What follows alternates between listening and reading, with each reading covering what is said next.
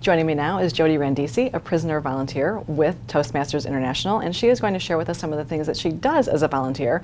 But first, Jodie, tell us how you became first interested in volunteering in a prison.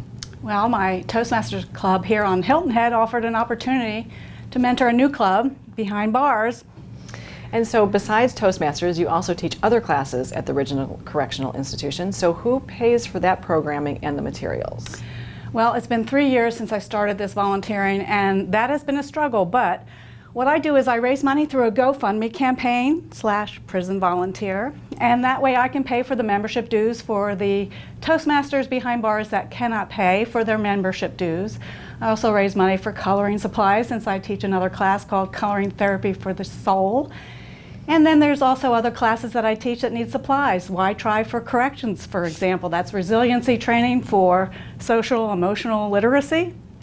So there's lots of needs. Sometimes it's just about filling the gas tank. Yeah, to get there, sure.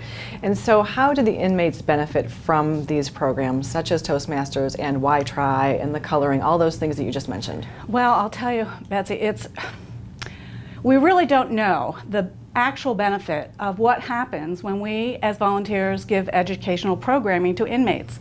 95% of them are going to be released, but I feel very strongly, and I know in my heart, that we're giving them a leg up when that time comes for them to stop being behind bars and back into society. What does it take to become a prison volunteer? Are there certain requirements or qualifications that somebody has to meet to do that?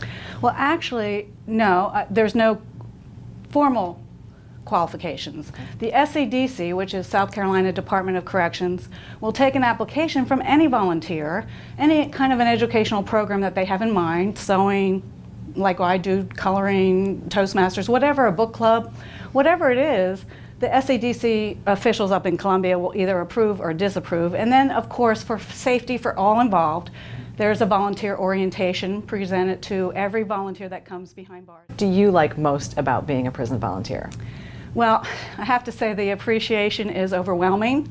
People are saying, thank you for seeing me, thank you for being here. For someone outside to care about us is a big thing. Right. But really, I have to say, the best thing about being a prison volunteer is knowing that we are changing lives. We're going from hopeless to hopeful. For example, one man went from understanding that his shame was directly related to depression, and now he's a completely different man. When we had a book club discussion about the difference between shame and guilt, I am a mistake versus I made a mistake.